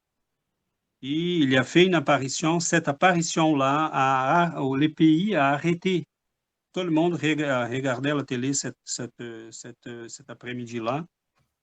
La télé en question n'a jamais eu une audience comme celle-là dans son histoire, avant et après. Et les pays, là, littéralement, s'étaient arrêtés pour écouter Chico à la télé. Donc, conséquence, à partir de ces moments-là, il y avait des gens qui s'en allaient vers Uberaba. Et à ce moment-là, il a commencé à recevoir les messages des défunts, des êtres chers, surtout pour les mamans. C'est pour ça que cette madame-là, en désespoir, va chercher Chico. Mm. Et sans vouloir être insensible, mais on a la volonté de dire où est-ce qu'ils sont vos amis à toi, madame? Ouais. Où est-ce qu'ils sont ceux qui vous disaient bravo, bravo, vous êtes athée, dites à votre enfant qu'il est un fou de croire à ces choses-là. Donc, où sont ces gens-là? Pourquoi ils ne sont pas à côté de vous? Donc, c'est facile à dire aux autres, croyez à rien, faites rien, mais au moment que la douleur se présente, Voilà. et c'est là que la réalité, c'est pour ça que je disais tantôt, c'est très sérieux. En parlant de, je serais bien curieux, César, de connaître, si ça existe peut-être, je ne sais pas, un sondage qui poserait la question suivante, combien de personnes croient à la réincarnation, etc. Tu vois, je serais bien curieux d'avoir le chiffre comme ça. Je ne sais pas où ailleurs, mais au Brésil, on a eu déjà des recherches comme ça et les chiffres sont il faut là que je fasse je les retrouve, mais les chiffres sont, je me rappelle, à un moment donné, c'était 67% de la population disait croire à la réincarnation. À la communication avec les défunts aussi, les chiffres étaient immenses là, vraiment. Des gens qui sont protestants, catholiques, bouddhistes. Mais l'impact du spiritisme au Brésil est très fort parce qu'on a eu là plusieurs générations de grands hommes et femmes qui ont impacté la mentalité du peuple brésilien. en étant des spirites, des gens des grands médiums, des grands intellectuels, des gens et les phénomènes, évidemment, Chico Xavier, qui a été hors pair, qui a vraiment impacté pendant des décennies. Chico a été respecté par tout le monde, dans tous les domaines, dans toutes les religions. Les gens disaient, bah, je crois à rien de ça, mais je respecte Chico. C'était vraiment, il y a eu des grandes polémiques, mettons, des moments qu'il a reçu un grand écrivain qui faisait là 3 années, je pense, je ne me souviens plus, qui était membre de l'Académie brésilienne des lettres et qui venait de décéder là, ça faisait pas très longtemps et c'était fantastique parce que là, toute la société brésilienne, c'était un écrivain extrêmement connu, mais qui Chico connaissait pas parce qu'il habitait dans une ville qui n'avait pas accès aux médias, à des journaux. Et là, il commence à recevoir les messages, mais il recevait des messages de plusieurs écrivains, poètes, portugais, brésiliens. Et les gens disaient, mais écoutez, ce monsieur-là a la capacité d'imiter tout le monde, même des inconnus. Il n'a pas les moyens de savoir comment ils écrivaient, ils parlaient. On est en face d'un phénomène, mettons, des mamans qui sont allées voir Chico et ils étaient des juifs. Et là, Chico recevait et les garçons donnaient un message plein de mots en hébreu. Le messier qui est allé chercher Chico et son grand-père, il était en les coins là, à côté de la France, les petits royaumes, j'ai oublié le nom, Luxembourg. Luxembourg, oui. Voilà, il était luxembourgeois, Bourgeois. bourgeois. Il travaillait au Brésil pour une compagnie des trains. Il était un ingénieur. Il était allé voir Chico et son grand-père a écrit un ancien luxembourgeois. Donc, une langue qui, même pour lui, était connue, mais pas tant que ça. Et Chico, pas question. Donc, cela a amené des milliers de personnes à Chico. Et j'étais là 2 fois. On a visité Chico 2 fois. Et il recevait entre 10 et 15 messages des familiers à chaque soirée, là, vendredi, samedi. Et c'est merveilleux de voir tout ça, des gens qu'il n'a jamais vu de sa vie. Et l'enfant, les maris, la femme, l'épouse, qui donnaient des détails de la vie personnelle, des choses très personnelles, des conversations que les gens ont eues, des documents qu'ils ont laissés cachés dans un endroit de la maison que les gens n'avaient pas retrouvé encore. Donc, cela enlève complètement la possibilité de la télépathie.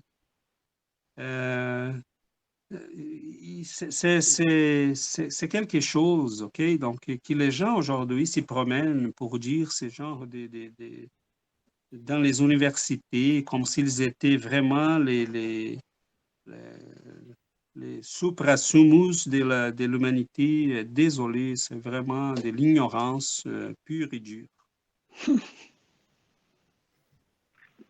Bon. Mais au niveau de la réincarnation, alors, comment on peut se dire, bah, je me réincarne et je ne croirai en rien, en fait. C'est Comment, une sorte Caro? Je bah, n'ai je ne sais pas très bien comment formuler ma question.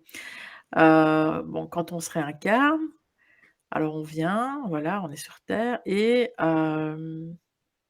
là, on a décidé, enfin, je suppose qu'on a décidé qu'on ne croirait en rien dans cette Ah oui, vie-ci. non, Flo, j'ai compris Oui. ce que Je tu sais veux pas dire. comment Oui, moi j'ai expliquer. compris aussi. Oui, C'est avant pas de se quand quelqu'un ne réincarner. croit en rien. Voilà, je pense. C'est quand quelqu'un ne croit en rien. Oui, elle veut dire, est-ce que- qu'avant que- notre voilà, que incarnation, tu- on décide, voilà. je ne vais croire en rien dans cette vie-là maintenant que je vais naître, alors que c'était ça, je pense. Non, pas du tout. Cependant, la réincarnation même peut expliquer le phénomène. Mettons, Giovanna dit tantôt, non, pas vraiment, avant qu'on soit sur les ondes, racontait là une personne qu'on connaît et qui nous a été très douloureuse, cette situation.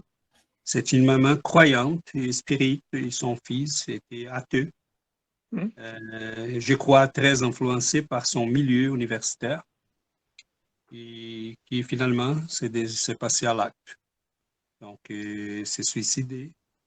Et cette maman-là a toujours eu de la difficulté pour gérer ça parce qu'il disait non, je crois rien, je crois rien.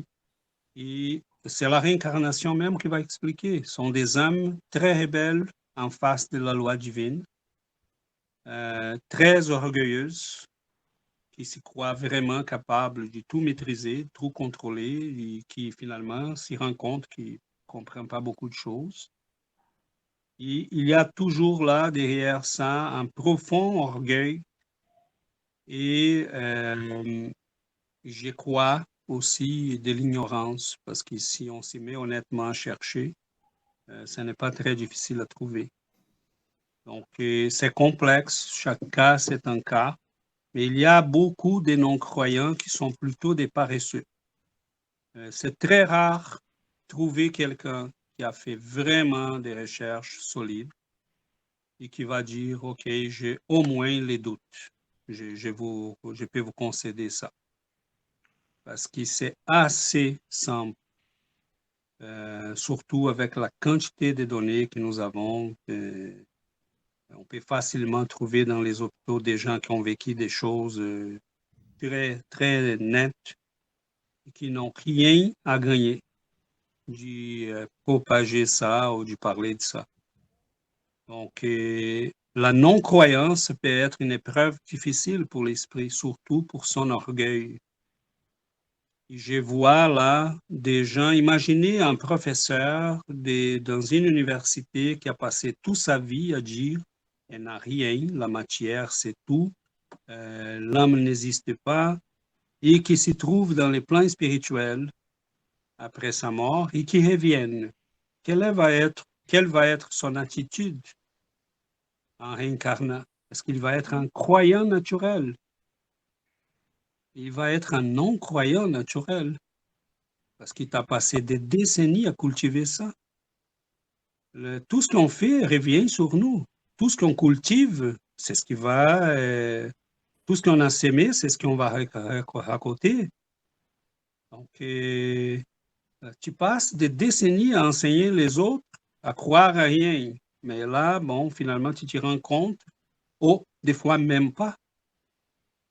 Donc, le spiritisme, il nous donne un aperçu de la vie qui va, à mon avis, si les gens prennent le temps de l'étudier, ils verront là une logique qui est très belle.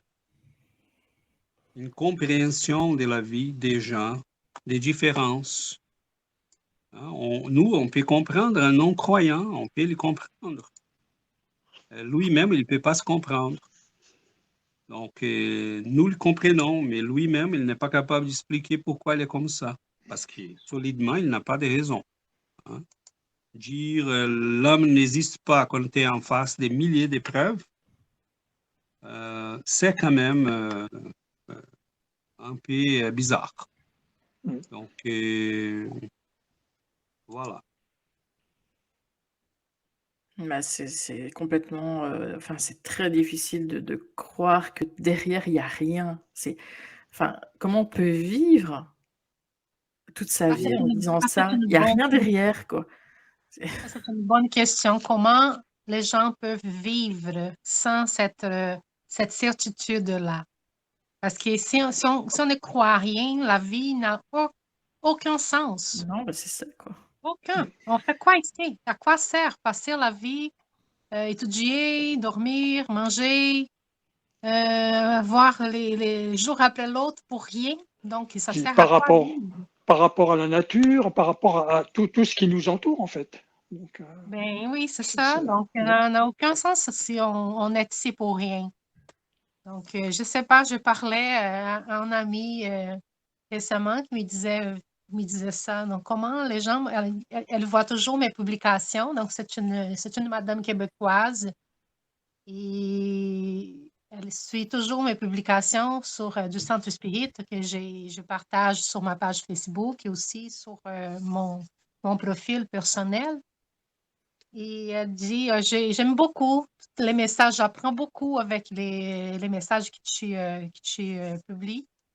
Et je crois exactement ça et je ne comprends pas comment les gens font pour vivre s'ils n'ont pas cette croyance-là. Parce que c'est impossible d'expliquer les choses. C'est impossible d'expliquer les choses. Donc, mais c'est dans notre conscience, l'immortalité, la vie après la mort, que nous sommes immortels.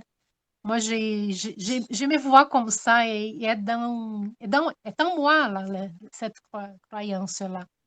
Et les gens Ben, qui s'y refusent, je pense que c'est plutôt par orgueil. l'orgueil, il fait beaucoup, ça c'est sûr. Oui, J'y crois. Ça, j'y crois. ils Alors, veulent pas, c'est hum, ça, ils veulent pas voir un être, savoir qu'il y a un être qui est supérieur à tout ça, hum. qui est notre créateur et que c'est lui qui est en charge de nous. Et les gens, c'est du pur orgueil. Hum.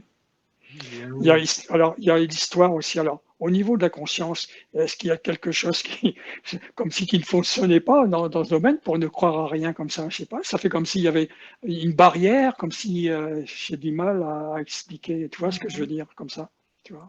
Je crois que notre civilisation, Daniel, elle est très orgueilleuse parce que nous avons accompli des choses qui sont quand même bien. Ouais. Et on s'y croit par là, capable de dire, bon, je peux me débarrasser des dieux, je peux m'en passer. Et c'est en fait une grosse illusion, une grosse bêtise qu'on fait là. Le père Daniel Lou, c'est lui qui a créé là, la collection Sources chrétiennes en France. Dans un de ses livres, il disait on ne veut pas reconnaître cet être supérieur-là, parce que cela nous obligerait à lui reconnaître comme la source de notre joie, de notre vie, et on devrait reconnaître qu'il y a quelqu'un qui a plus de pouvoir que nous. Et surtout, on ne veut pas remercier à cet être-là. Donc, notre orgueil nous empêche, nous sommes Voilà. capables de gérer notre vie, on a des pilules pour les malheurs. Donc, je n'ai pas besoin de m'adresser à cet être-là pour qu'il me donne cette joie qui me manque. Et je trouve ça très beau et très vrai. De l'autre côté, on a une science qui c'est vraiment, ça fait déjà des années qu'on a là, quelques philosophes des années 40, là, Karl Popper et d'autres, qu'on a une critique assez solide de la science. Les vrais scientifiques savent qu'ils ne peuvent pas donner des explications aux gens. La maman qui a perdu son enfant, elle va chercher Chico, elle ne va pas chercher les profs de physique à l'université. C'est simple. Parce qu'il Ben oui. va regarder ses livres, il va dire, laisse-moi y réfléchir, madame. Bon, la mécanique, l'électricité, peut-être les ondes, le magnétisme, non, j'ai rien pour vous. Toute la physique, là, la quantique, on n'a rien. On répond moi, je suis dans les domaines scientifiques. On n'a rien à dire aux gens. Absolument rien. Et c'est bizarre parce que j'ai jamais vu autant de livres de métaphysique Oui. et je les vois présentement écrits par des physiciens et biologistes. Ouais, c'est vrai. Parce qu'ils se sont rendus compte qu'on ne peut pas expliquer. Donc, il faut passer à quelque chose d'autre. Donc, j'aimerais bien que toutes les gens qui ont des diagnostics difficiles, des pertes des êtres chers, qui se présentent à l'université pour dire, mais est-ce que vous pouvez m'expliquer l'essence de la souffrance, monsieur, madame?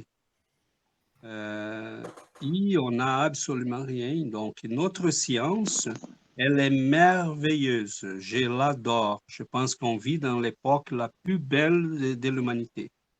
on a des communications. Vous êtes en France, en Belgique, nous sommes au Québec. Il y a des gens qui nous écoutent probablement au Canada, en Europe, au Brésil, des amis qui sont un peu partout. Mais c'est merveilleux tout ça. On a une médecine qui est merveilleuse. J'adore la science, mais elle ne Mais peut pas expliquer tu la vie. sais, César, en fait, je me dis, regarde les scientifiques, par exemple, admettons un scientifique qui est croyant, je pense que devant ses collègues, soit il va pas en parler, ou même s'il en parle, ils vont vraiment se moquer de lui, quoi. Ils vont dire, qu'est-ce que tu fabriques, t'es scientifique, tu te fiches de moi. Enfin, tu vois, c'est pas évident aussi, je pense, pour un scientifique, hein, de dire ses croyances. Oui, il y a eu beaucoup de cas comme ça. Oui, c'est C'est ça. vrai qu'ils s'étaient rejetés, hein, ils étaient mal vus par leur père, hein, comme on dit.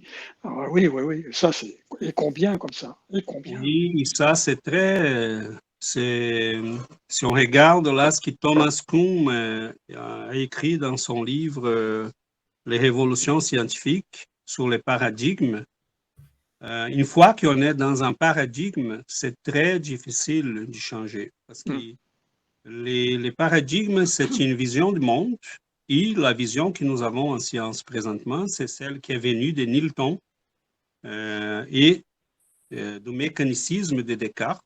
Donc, c'est une vision matérialiste, même que ça, c'est bizarre aussi, hein, même que tous les deux n'étaient pas matérialistes, parce que Descartes et Newton étaient croyants. Newton, d'ailleurs, a passé la majeure partie de sa vie sur les études bibliques, pas sur la science. La quantité des papiers qu'il a laissés, c'est absolument extraordinaire. Il a laissé des tonnes de papiers, des études bibliques. Et là, qu'est-ce qu'on a pris? La petite partie qui nous intéressait. Voilà. C'est la loi de la gravité, les 3 lois de Newton, l'inertie, la force, etc. Et la gravité. Okay? Et ça fonctionne, mais cela n'était qu'une toute petite partie de tout son travail. Tous les restants, on a fait semblant qu'ils n'étaient pas là parce qu'ils ne nous intéressaient pas. Donc là, on a commencé, même à l'insu de Newton et Descartes, on a commencé ce nouveau paradigme qui est très prolifique, qui est très intéressant, qui nous a donné beaucoup de choses, mais qui est très limitant aussi, parce que là, on se rend compte qu'il est épuisé. On n'est pas capable d'expliquer la souffrance, l'amour, les sentiments, la mémoire, tout ça, on n'est pas capable d'expliquer. Les EKM, comment quelqu'un qui est mort, son cerveau est à zéro, flatline, comment il est capable d'apprendre, de savoir des choses c'est impossible, son cerveau n'était pas là. Donc, le paradigme, il est en train de s'épuiser, mais Thomas Kuhn va nous dire, pour qu'on puisse changer de paradigme, des fois, il faut mourir tous les adeptes, attendre qu'ils soient disparus, tous les adeptes de ces paradigmes-là, parce que c'est très difficile de changer la mentalité des gens. Et c'est là, c'est facile à comprendre, surtout aujourd'hui. Mettons, l'université a un paradigme matérialiste. Si tu présentes un projet de recherche, qui va les juger? Les gens qui sont dans ces paradigmes. Si tu présentes un projet de recherche sur les spiritualités, ils vont dire quoi? Non, on n'a pas d'argent pour ça. Voilà, c'est là où je voulais en venir, quoi. Ben oui, c'est comme ça de C'est savoir. pour Oui, ça c'est ça. que le paradigme va se propager, va se maintenir pendant très longtemps, des fois des siècles. Parce que on va former les nouvelles générations dans ces paradigmes, et ils vont les propager, ils vont les maintenir, et ils vont devenir après ceux qui vont s'occuper de décider qui va avoir l'argent pour les recherches, et tout ce qui ne rentre pas dans ces paradigmes est refusé. Donc, c'est très beau là, parce que Thomas Kuhn, il nous a expliqué ces mécanismes d'une manière assez claire. Et des fois, c'est exactement ça. Il faut attendre que tout le monde soit décédé pour qu'on puisse passer à autre chose. Bon, c'est vrai que pour revenir à l'argent, on parlait des pairs, hein, que ce soit la branche, etc. C'est vrai qu'ils expliquent quand même bien souvent, si on laisse croire aussi comment dirais-je, les gens qui les entourent, aller dans une autre direction, bah, ils n'auraient pas de crédit, justement. Ils le disent eux-mêmes, hein, même les responsables de laboratoire. Ouais. Hein, on n'aurait pas de crédit. Hein, donc, Oui, c'est exactement, tout serait perdu. Donc, exactement ça. Il y a même des recherches, Daniel, qui ont été commencées. Je me rappelle en cas aux États-Unis, là j'ai oublié le nom de la scientifique, c'est une madame qui a publié un livre dans les années 80 qui a été très reconnue sur les énergies là, mettons, avec les photos kirliennes qui prenaient l'aura des objets, des plantes, et elle a commencé, et là, à un moment donné, l'université en question était une université financée par les protestants. Et à un moment donné, en face des conclusions à qu'elle arrivait, ils ont dit, bon, peut-être on n'a plus d'argent. ouais. Et sa recherche a été coupée. Donc, c'est très rare des cas, comme on a vu, mettons, pour celui d'Ian Stevenson, qui avait un groupe de recherche à l'Université de Virginie aux États-Unis qui demeure là encore, ces groupes de recherche. Il a été pris par d'autres, des continuateurs. Mais je crois que c'est probablement parce qu'il trouvait lui-même les ressources pour financer ses recherches. Oui, c'est ça. Hein. Puis il y a beaucoup de bon, aux États-Unis, ils ont l'avantage, il y a beaucoup de mécènes, quoi. C'est ça qui fait Oui, un peu leur voilà. force Une financière fois là-bas. qu'on a l'argent, les gens vont Ouais. dire, OK, si vous êtes fou et vous voulez travailler dans ces domaines, c'est à votre compte risque. Et finalement, Ian Stevenson est devenu quelqu'un reconnu mondialement. Donc, à la fin, je pense que même ces livres ont financé ces recherches parce qu'ils sont 20 cas suggestifs de réincarnation là été publiés. Et après une analyse des 2000 cas, 2000 quelques cas, il a publié 20 qu'il a dit, c'est là, ces 20 cas-là, on n'a rien à dire, sauf qu'on doit accepter la réincarnation comme une hypothèse valide. Mhm. Et c'est devenu un best-seller mondial. Et bon, à ce moment-là, je pense qu'il y a eu les ressources pour financer ses recherches, son groupe de recherche. On sait que Mario Beauregard, ici au Québec, n'était pas très bien vu à l'Université de Montréal, je crois. Et finalement, il est passé aux États-Unis. Il travaille au Texas, à l'Université de Texas, avec d'autres chercheurs qui travaillent sur les spiritualités, la question de l'interface spiritualité-santé, prière et santé, incarnation, les pouvoirs de la conscience humaine, la question de la conscience humaine. Donc, ça commence on a déjà des gens qui commencent à travailler dans les nouveaux paradigmes. Il y a Même une beaucoup. université chez toi, là, à Sherbrooke, j'ai déjà je suis allé chercher pas mal de choses aussi. Là. Je crois que c'est Savoir Sherbrooke, hein, quelque chose comme ça. Là-bas à Sherbrooke même, tu vois, une université qui donne pas mal de documentation, enfin de documents, de thèses, etc. Oui, je crois que c'est Savoir quelque chose à Sherbrooke.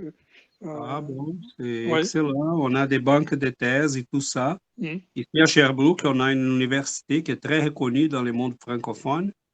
Les départements de recherche sont vraiment C'est très... ça, j'avais été chercher sur le son, justement, hein, sur l'acoustique 3D, tu vois, et j'avais trouvé une thèse de doctorat, justement. Donc, Oui, c'est ici qu'ils ont créé la compactation des ondes pour les cellulaires, là, pour qu'on puisse écouter des audios et tout ça. mm, C'était ici à l'Université de Sherbrooke. J'ai oublié les termes techniques. Mais c'est une manière de compacter les ondes pour qu'on puisse, mettons, écouter des audios et tout ça. Ce sont des recherches qui ont apporté beaucoup d'argent à l'université parce qu'elle ouais, est ouais, toujours ouais, ouais. partenaire dans les brevets. Bah oui, donc Mais on a des recherches en médecine, la faculté de ah oui, médecine non, est oui, oui, il y a vraiment beaucoup de thèmes, hein, effectivement. en physique. On a eu quelqu'un ici qui a même créé un nouveau domaine de la physique, de la nanophysique. C'est un Ah, nano, scientifique oui, très nanotechnologie. reconnu.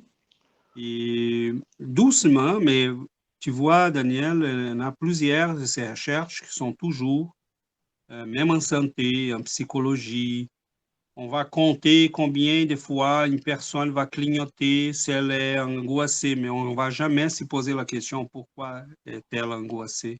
Qu'est-ce qui Ouais, se ouais, passe? D'où vient ça? bien Donc, sûr. on a toujours cette vision, ces regards matérialistes dans un paradigme quantitatif. Et évidemment qu'en science, on va toujours demander qu'on puisse quantifier le maximum possible les choses. Mais quand quelqu'un me donne un témoignage de son EQM, je n'ai pas les moyens de quantifier ça. Je dois tout simplement dire, mais voilà, cette personne, est-ce qu'elle a une raison pour inventer ça? Elle vient de mourir. Elle était morte là, 4, 5 minutes. Elle revient avec une histoire comme celle-là pour me faire quoi? Pour m'impressionner. Ouais, c'est vrai. C'est du bon sens. Ouais, oui. Donc, je suis en face, des fois, c'est ma maman, c'est mon oncle, c'est mon ami. Je connais la personne, je sais que c'est quelqu'un d'honnête, de fiable. Donc, les témoignages ne font pas partie de la vérité pour nous. Non, parce que nous sommes dans un paradigme quantitatif. Alors, moi, ces Donc, toutes les témoignages-là, expériences personnelles, hum, je demande à un médium, qu'est-ce qu'il peut me donner? Oui, quelques preuves de temps en temps, des choses qui vont, parce que tous les médiums sont comme Chico, hein. Il faut les degrés de la médiumnité, là, et c'est une autre étude. oui, Mais les médiums vont nous donner les preuves, plusieurs, nombreuses, mais comment un médium peut prouver à quelqu'un qu'il voit un esprit, sauf son témoignage? Et des fois, des indices qu'il va donner et qu'il va dire, bon, je vois là une madame à ton côté qui est habillée comme telle, comme ça, et la personne va dire, ah, c'est ma grand-mère. ouais, ouais. Euh, donc, on a plein de choses comme ça, mais sont des facultés qu'il faut étudier encore, qu'il faut comprendre. L'être humain va beaucoup au-delà de la matière, mais nous ne comprenons pas beaucoup les mécanismes de tout ça. Mais tu sais, César, tous ces témoignages-là m'intéressent autant que la science, en quelque sorte, tu vois. Donc, que la science matérialiste, on peut, entre guillemets, quoi, je veux dire, tu vois. Oui, oui, c'est ça. Et je pense on a, nous, un spiritisme, on a cette ouverture à l'étude, à la connaissance. Nous aimons la science. Kardec était un homme de science, quelqu'un qui enseignait la chimie, la bio, les mathématiques. Donc, il y en a des grands scientifiques un peu partout sur la planète qui travaillent sur les sciences, sont des scientifiques reconnus qui sont spirites. Donc, nous n'avons aucun problème et nous sommes déjà dans un nouveau paradigme. Concrètement, la science n'est pas capable. Quelle est la limite? Comment sait-on qu'on est dans un nouveau paradigme? C'est simple. La science que nous avons, elle n'est pas capable d'expliquer c'est quoi la conscience, c'est quoi la mémoire. Basiquement, c'est ça. Des grands Donc, sujets, ça, ouais. voilà, la conscience n'est pas dans les corps et ils sont obligés de reconnaître ça parce que la personne, mettons, qui est morte, qui revient, elle raconte là des choses qui vont être confirmées. Et j'écoutais, vous, docteur, qui parlez à votre ami, là, mon anesthésiste dans la salle à côté, Ouais, ouais. et vous avez dit que je n'avais pas d'espoir, que vous craignez que j'allais mourir. Et je vous écoutais. Et le médecin va dire, mais mon Dieu, qu'est-ce qui se passe? Cette personne, elle était déjà dans la salle de chirurgie, complètement anéantie. Et comment ça se fait qu'elle a écouté ça? C'est ça, hein. Et ça, je, j'ai du mal à voir un médecin comme ça qui ne croit pas à tout ça, et puis qu'il entend ça en pleine opération. Voilà. Donc, C'est c'est vrai que ça doit le Et des fois, la personne travailler. écoute des gens qui étaient loin, hein, qui étaient chez eux. J'ai pensé à ma maman, j'étais à côté d'elle. Elle était Ouais. au téléphone, elle a parlé à mon oncle. Elle a dit telle chose, telle chose, telle chose. Là, la maman dit oui, c'est exactement ça. J'ai dit exactement ça, à ces moments-là. Donc, comment quelqu'un qui est à l'hôpital, morte, cerveau complètement paralysé, puis vivre une expérience comme celle-là, simple, la conscience n'est pas dans les corps. Il y en a en nous quelque chose qui dépasse les corps et qui dépasse le temps et l'espace. Et comme tu dis, César, l'encéphalo, l'IRM complètement plat, donc là, il n'y a pas de. Oui, pas de doute, l'encéphalogramme quoi. plat, oui, Oui, non, oui. Voilà, non, c'est impossible d'expliquer. Et comment je peux avoir des mémoires, des nouvelles mémoires, des choses que j'ai apprises là, dans ces délais des 5, 6, 7 minutes des fois. Il y en a des gens même qui ont eu là presque 15, 20 minutes, mais heureusement, ils étaient dans l'eau gelée. Ils ont probablement cela protégé leur cerveau, mais qui étaient morts pendant 10, 15 minutes, même plus. Il y en a une madame qui était presque une demi-heure en bas de l'eau et qu'ils ont réussi à la ressusciter. Donc, ça, c'est un comment... phénomène que j'ai déjà entendu, ça, tu vois.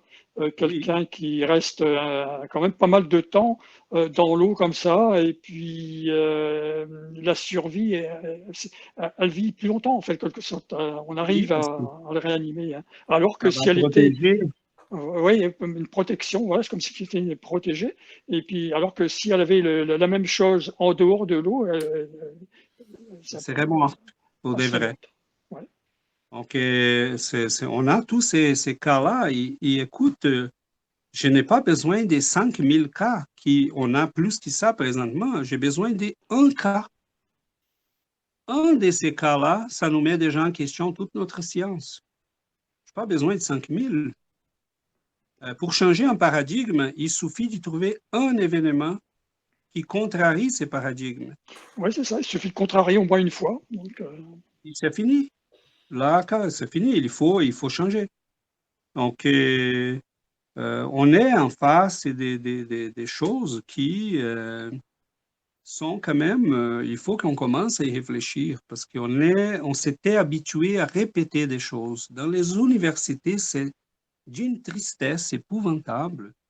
Les conceptions marxistes. Bon, nous sommes que la matière, notre vie sur cette planète. On a une lutte là pour la survie. Mais ça, c'est un virus qui se propage dans l'âme des gens. Ça fait, la religion, c'est l'opium du peuple. Non, c'est les gens qui sont en train de répéter ça. Nom de Dieu, est-ce qu'elles ont déjà étudié? Est-ce qu'ils ont déjà, parce qu'ils sont mis là-dedans pour étudier la question? Non, on est en train d'y répéter.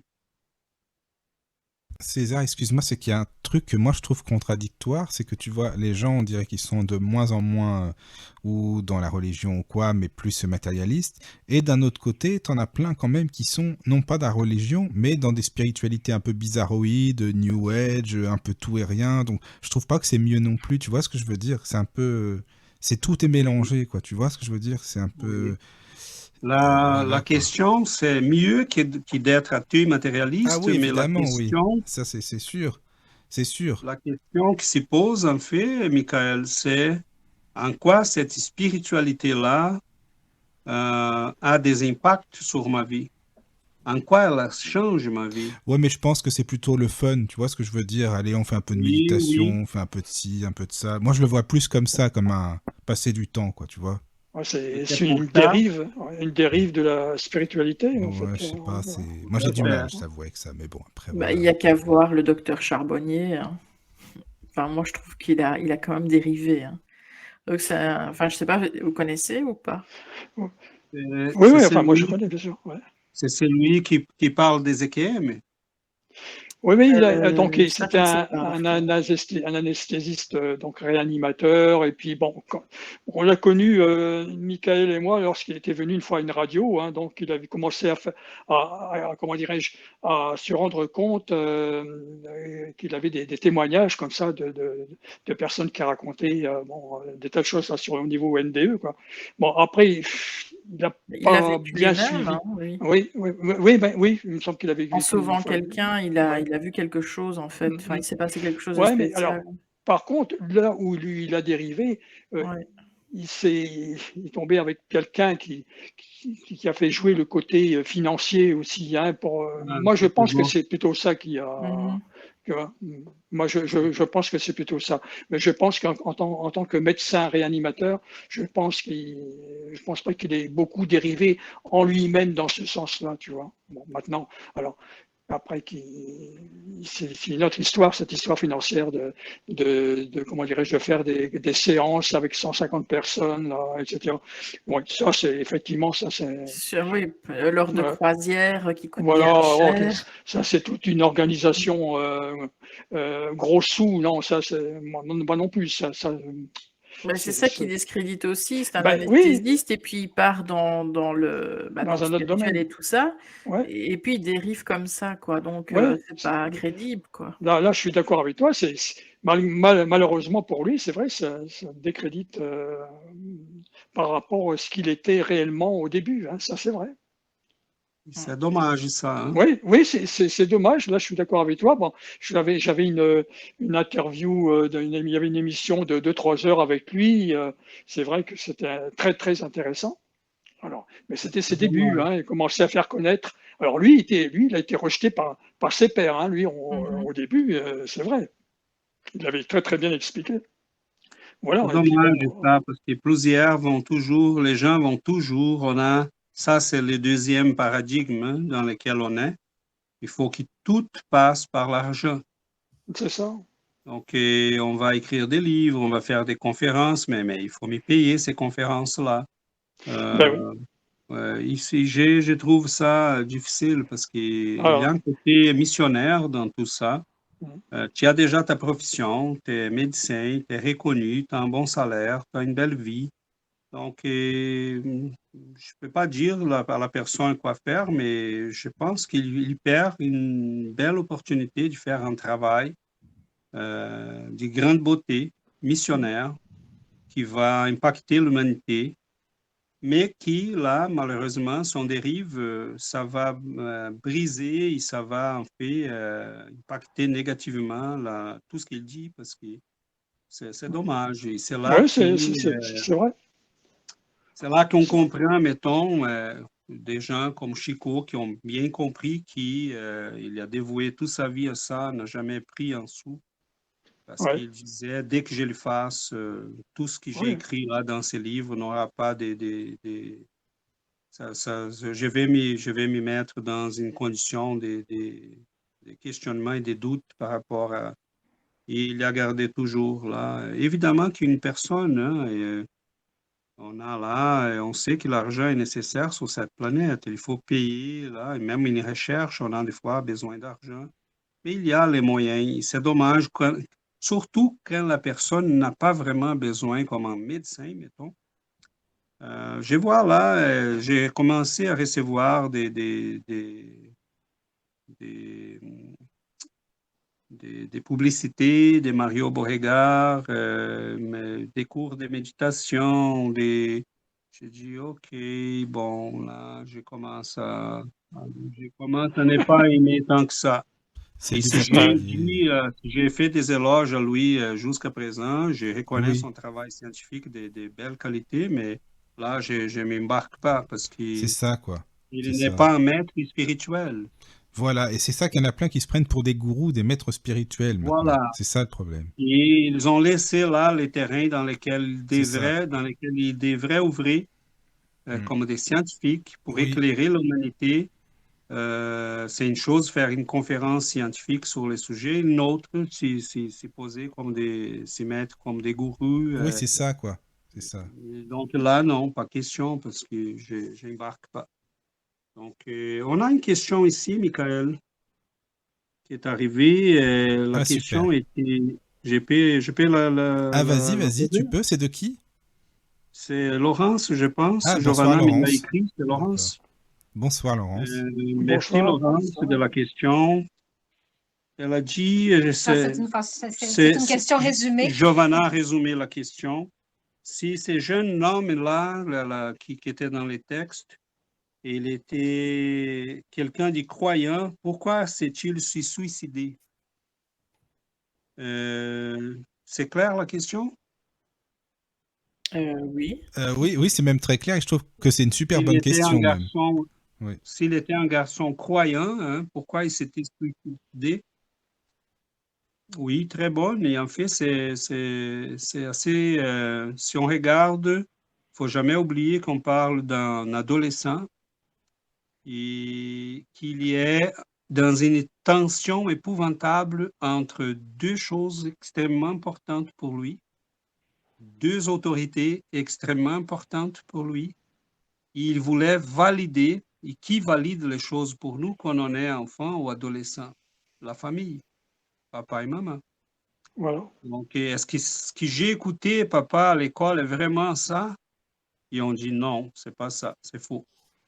Il a, dans son monde intime, il croyait déjà ça, mais il voulait valider. Les gens qui devraient valider l'ont dit non, c'est pas ça, c'est de la foutaise, c'est rien. On ne veut rien savoir de ça. Et à ce moment-là, et je crois qu'il s'est suicidé parce que la tension émotionnelle d'être tendu entre ces deux pôles d'autorité lui faisait tellement mal qu'il n'avait pas les moyens de s'en sortir. Et en étant quelqu'un de fragile, comme dit les textes, timide, très intelligent, mais fragile, d'une nature fragile, et il a trouvé la solution la plus malheureuse, malheureusement. Donc, je crois que c'est tout simplement ça, Laurence. C'est la tension qu'il vivait et qu'il n'avait pas de solution. Parce qu'il ne voyait pas de changement chez ses parents. Et évidemment, l'Église et la formation religieuse qu'il recevait à l'école n'allaient pas changer pour faire plaisir à ses parents. Donc, il était conquis, tendu entre ces deux pôles de tension qui lui faisaient très mal, très, très mal. Donc, en étant quelqu'un de fragile, il a trouvé le suicide comme solution. Donc, voilà, je pense qu'au moins c'est ça, comme ça que je le vois. Bon. Voilà, mes amis, je pense qu'on est en face des choses qu'on y réfléchisse parce que qu'est-ce qu'on fait de nos enfants? On a beaucoup de parents là qui se disent atheux, non-croyants, mais je me rappelle même qu'une amie enseignante m'a dit récemment qu'une de ses élèves lui posait des questions en sachant qu'elle était sympathisante de l'espiritisme. Et elle a dit, elle était obligée d'y répondre, mais écoutez, mon enfant, je peux pas trop en parler parce que je ne sais pas comment tes parents verraient ça. Et elle a dit, oui, ils ne verraient pas très bien parce qu'à la maison, ils disent vraiment que spiritualité, l'homme, religion, c'est tout du non-sens. Et là, elle a dit, bon, peut-être je pourrais t'en parler un peu plus tard. Et on peut se faire persécuter, on peut se faire envoyer, on peut perdre notre job parce qu'on on est dans l'univers du personnel. Hein. On peut dire, on peut afficher nos couleurs publiquement tant qu'on ne parle pas en classe, tant qu'on ne parle pas à nos enfants. Mais j'ai quand même le droit d'y dire, si je suis non-croyant, personne ne va me rapprocher de ça. Et si cela va amener quelqu'un au suicide plus tard, personne ne va me demander des comptes. Donc, malheureusement, c'est là qu'on est rendu. C'est très, très complexe parce que c'est certain que la religion, à un moment donné, l'autoritarisme de l'Église n'a pas aidé beaucoup. Et on comprend la réaction des gens. en voulant s'éloigner de la religion, de l'autorité de l'Église. Je comprends tout ça, c'est très compréhensible. Bien sûr. Mais qui nous c'est laisse, assez dur parce que, enfin, moi, je viens de regarder là, les personnes qui s'étaient suicidées ont eu droit à une sépulture seulement à partir de 1983. voilà, C'est tu dingue, hein? vois, Ah oui? c'est Mais où ça, c'est en Belgique ou l'Église. En religion catholique apparemment, pour le, je ne au sais niveau pas le catholique? pays. Oui, oui, Oh. oui. C'est ça, Caro. Il croyait décourager les gens du suicide pour dire, ben, vous allez en enfer Ah oui, c'est ça. et vous n'avez même pas droit à un terrain sain, mais c'est vraiment, on est rendu à un moment de l'humanité. Kardec a très bien compris ça, qu'il faut de la logique, il faut de l'explication. Ouais, maintenant que tu parles de ça, Caro, ça me fait penser, c'est vrai, je me souviens d'enterrements de personnes qui n'y croyaient pas du tout, etc. Et puis effectivement, ouais, c'était, elle n'a pas droit à la messe, à l'église, ni rien, quoi, je veux dire, tu vois. Donc, oui, oui, non, mais c'est vrai que quand j'y pense comme ça, toutes les personnes que j'ai pu perdre comme ça étant jeune, ouais, c'est vrai. Une chose que je voulais juste un petit mot pour terminer notre émission. On achève. Hmm.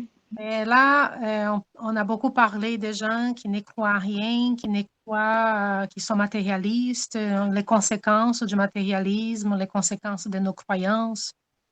Mais nous invitons les gens qui croient, les gens qui voient la vie comme quelque chose du sens, qu'on a une raison pour être ici, que nous croyons en Dieu, que nous croyons qu'il y a une force majeure, un amour infini qui nous nourrit dans la vie. Il faut qu'on parle de ça aux gens, il faut partager les messages, il faut que les gens aient accès à ces messages. On ne peut pas les cacher, on ne peut pas avoir peur d'en parler. Donc, nous qui croyons, il faut qu'on fasse les gens savoir. Donc, partager sur les médias sociaux. Donc, c'est à nous ce travail-là. Parce que c'est une lutte entre le bien et le mal, entre la lumière et l'ombre.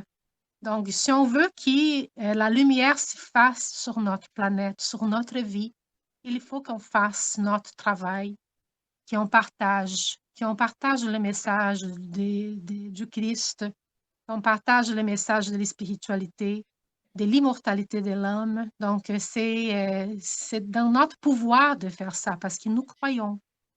Donc, on ne peut pas avoir peur. Des fois, on a peur et on se cache. On a peur d'en parler à nos amis. On a peur d'en parler aux gens parce que les gens ne pensent pas comme nous. Donc, on se cache et on silencie. Mais ce n'est pas la bonne attitude. Il faut qu'on fasse le message circuler et c'est, on est là pour ça, pour faire du monde un monde meilleur. Donc, il n'y a pas une autre voie là, je ne vois pas au moins que le monde change si on fait pas notre travail, parce que là, Dieu a besoin de nous, Jésus a besoin de nous pour qu'on fasse ces messages aller plus loin. Voilà. L'émission, on l'a pensé un peu comme une invitation à la réflexion. Ouais. Et le spiritisme est plein on a plein de ressources, d'outils. Donc, la douleur vous dérange, la souffrance, la perte d'un être cher, quelqu'un dans la famille qui s'est suicidé. Voulez-vous comprendre qu'est-ce qui se passe pour de vrai? Quelles sont les étapes de cet esprit-là? Qu'est-ce qu'il va vivre? Comment les choses s'y passent? Qu'il y a de l'espoir? Qu'on a un après? Que cet esprit-là va continuer? Qui nous sommes des êtres éternels? qui nous réincarnons plusieurs fois. Nous avons un long chemin. La douleur a un sens, elle a un propos. Des fois, c'est une bénédiction. Je pense que les regards que le spiritisme nous donne sur nous-mêmes, sur la vie, la logique explicative de la doctrine spirite, mon Dieu, les gens qui nous écoutent, prenez le temps d'y lire, d'y étudier, d'y réfléchir.